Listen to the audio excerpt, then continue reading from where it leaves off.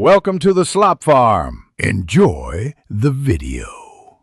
You start by checking your phone, model OS, and that Google Pay is updated. Make sure you grant permissions for notifications and sounds so the app can play tones. Once done, set media and ringer volumes high enough and enable NFC for contactless transactions if you plan to tap. This step ensures the app has system access to trigger audio. Without permissions or audible volume, the sound won't play even when everything else is correct.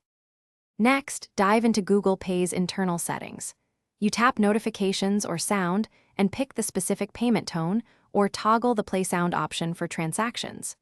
Make sure default notification channels aren't muted at the OS level by checking system notification settings.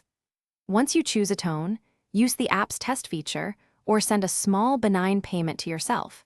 This confirms the sound plays and isolates whether the issue is app level versus system level, so you know which layer to adjust next. Finally, complete the setup by restarting the app and the phone to apply audio and permission changes. Clear the app cache if Android.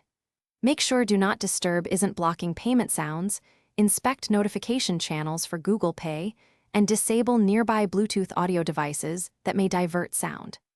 If you still get no sound, reinstall Google Pay or try your account on another device to isolate the problem. One quick troubleshooting tip: temporarily toggle Do Not Disturb off, then test a payment to confirm sound path. Thanks for watching.